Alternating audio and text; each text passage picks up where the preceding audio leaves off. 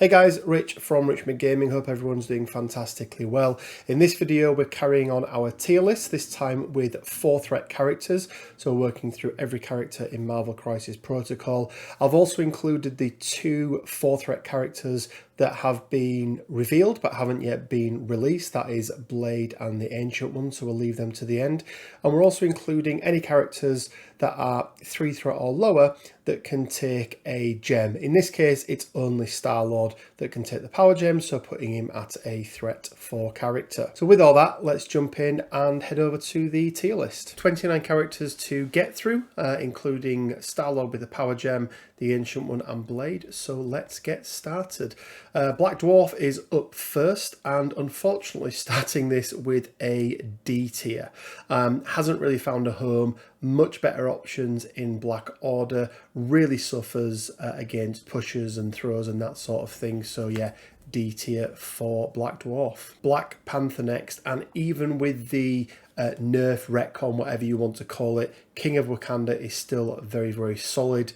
Vibranium armor makes him very difficult to kill. He has a long move. Even for a character that's been in the game for so long, he still goes in at A tier. Captain America next, and whilst I think he has one of the strongest leadership abilities in the game, and in terms of tankiness, there are a few other characters out there who can take a punch like Steve Rogers, he still only makes it into C tier. The second captain of our list, Captain Danvers this time, or Captain Marvel I should say, and she was an absolute powerhouse in the early days of the game, has fallen by the wayside a little bit now with other characters coming that just do what she does better. She's going in at C tier. Carnage next, and one of the newer characters in the game. I think still not released in some regions, maybe it's hard to keep track of. Overall, absolute powerhouse. If you want to kill someone, bring Carnage. He is let down somewhat by his 1/1 on energy and mystic defenses, so he is quite easy to take off the board, even with his 7 health. He does have some survivability with Paint the Town Red, but it's that lack of defense that means he's only going in at B tier. Corvus Glaive next. Now, 2 things to point out. This is Corvus Glaive, remember, without any gems, and also without his wife by his side as well.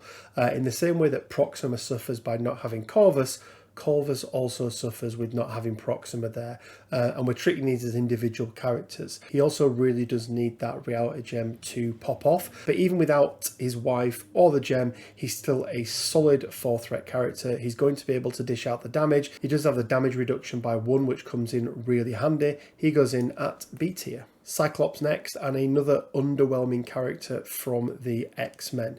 X-Men Blue is arguably the worst of the 2 X-Men leaderships, which isn't saying much, to be perfectly honest with you. He's got some more playability now with cards such as Jean, which is at least very thematic, and Optic Devastation can dish out some really nice damage, but that's not enough to save him from anything but C tier. Daredevil next, and some really nice mechanics on Matt Murdock. I really quite like his Man Without Fear, allows him to, almost as a charge, place himself within 2 and make a strike, but it does not cost an action. So one of the few characters that can make 3 attacks per round. He's a little bit lackluster on his defenses, but he does have a long move. He's going in at B tier. First of the S tier characters next with Enchantress. We've gone through this character in numerous videos, but Beam 3 builder with sap and a guaranteed power from each attack.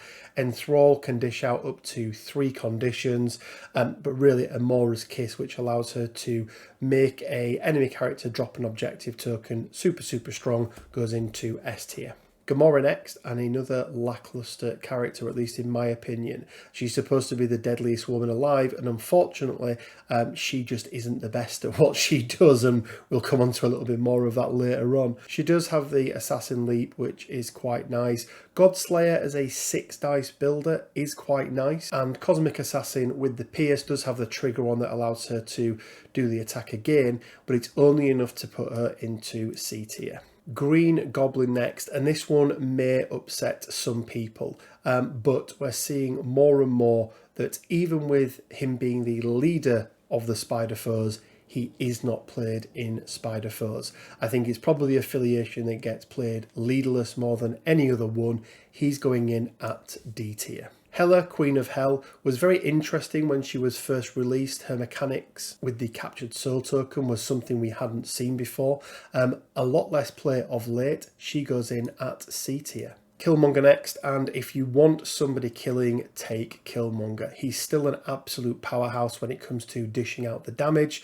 Lots of tricks up his sleeve. He's also one of the few characters outside of the cleanup phase who can score you victory points with his Usurp the Throne card. He is going in at B tier. Kingpin next, and a character I haven't played too much. Criminal Syndicate is not really an affiliation that I like playing. However, what he does extremely well. Securing those objectives with Criminal Syndicate healthy characters means it's almost impossible for your opponent to contest. He's also one of the few characters in the game that can throw any size character. He goes in at A tier. Loki, God of Mischief, we have to remember once again without either of his gems. A character that is seeing a lot more play of late as Root has become a condition that we're seeing played a lot more. You can find a really nice video that we did with Lexa from the Morlocks podcast, where she spoke through her deaths and taxes list. But Loki for me goes in at B tier. Medusa next, and we've already gone through on a number of videos how powerful her Brave Bash is. She brings absolutely everything to the table. She's going in at S tier.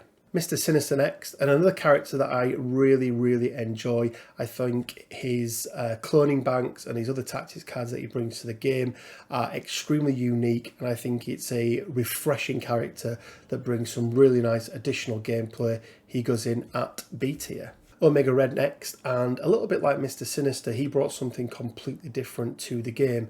He was the first character that really capitalised on special conditions and what he could do with them, rather than just being a condition that you dish out. Extremely good damage, extremely tanky. He goes in at B tier. Red Skull next, the OG Cabal leader, still super strong, super relevant in this game. I love the fact that he has an action where he can just generate power, so if he is sat on a back point, he can still do something. He can move your own characters around the board, which you look at somebody like Dormammu, and being able to move him up the board further is super strong. He can also grab hold of people and put them in the way of himself, so it's sort of a reverse bodyguard, if you like, and that Master of Evil affiliation leadership ability is still super strong today. It goes in at B tier. Ronan the Accuser next, and without his power gem, he's okay. He suffers from a lot of the other Guardians doing that. He just isn't the best at what he does. He's going straight in at C tier. Sabretooth next, and another character that I really enjoyed playing with. However, he has been dropped from my Brotherhood affiliation just due to other characters being better at that 4 threats. He does have healing factor, which is quite nice. Aggressive does work really well, keeping him in range.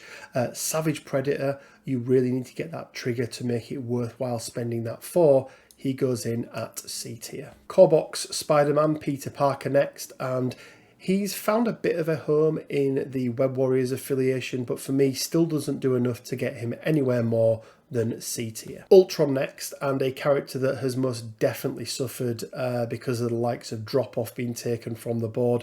Even with his Age of Ultron character, people now just know how to deal with him. He goes in at D tier. Venom next, and a character that's definitely seen a resurgence, and yes, he's really good in Web Warriors, but he absolutely shines in Spider-Foes. I still think he's a better character than Carnage because he's got that defensive stack in his game. He's got the retaliation attack, which really makes your opponent think about whether or not they want to attack him, and his We Are Venom means that he can take damage from himself as well. Still not enough to take him into A tier, but goes into a solid B tier. If there was a B+, he'd definitely be in there. Wolverine next, and the other half of one of the most disappointing X-Men boxes that we had. The best at what I do is the name of one of his superpowers, and unfortunately he most definitely isn't. He's going in at C tier. Vision next. I think Vision is still a super strong, relevant character. I would have put him S tier maybe 6 months ago, but I think there are other characters that do what he does slightly better now, so Vision is going in at A tier. Star-Lord with the Power Gem next, so the first of our Power Gem characters in the entire list, and we put Star-Lord in at C tier without the Power Gem. That leadership ability does pump him up ever so slightly because he is a leader. He can dish out multiple special conditions in a single attack, which he's one of the few characters that can do that. However, the Power Gem doesn't really make him any better or any worse. I think adding in a 1-threat card into your roster can give you some additional flexibility, so he's going in at C tier. Ancient One next, one of our newer characters to the game. I've played against her a couple of times. I've played with her once or twice. It's going to be really interesting to see what tactics cards she brings into the game. She could end up being higher than this after we've seen more play with her, but for now, I'm putting her in at B tier. And lastly then is Blade. I've played against Blade a number of times now. I'm super impressed with him as a character. He has got some really nice defensive mechanics, especially against those Mystic attackers, which, as we know, the Mystic wave is coming, is going to be super powerful. His leadership ability is one of the best in the game. Paying 1 power to move 1 may not sound like a big thing, but it allows for some fantastic gameplay. Those times in the game where you're just that little bit farther out than you need to be to do an attack, so you have to spend a move, or some turn 1 plays where you can move yourself up 1 and pick up a hammer. I would put him in S tier, but I haven't seen enough games with him yet. He's going in at A tier. And there we go, guys. That is my list of all the 4-threat characters in the game ranked from S down to D. Let me know in the comments, do you agree? Do you disagree? I'm sure there are going to be some characters in there that you feel should have been higher. I feel like it's a fairly good representation as to where the game is at the moment. But remember, even those characters down in the D tier, if you like playing with those characters, then play them. There isn't a single character in this game that is completely so bad that they're just not viable. Maybe with the exception of Green Goblin at the moment, but I jest. Guys, as always, please leave a like on this video if you like it. This tier series has been one of the most requested videos that I've had, so hopefully you guys are enjoying this content. And remember, we've got a number of competitions running through the month of July, all of which you can find down in the description field below. Leaves me with just enough time to say stay well, keep safe, be kind to each other, and until next time, bye for now.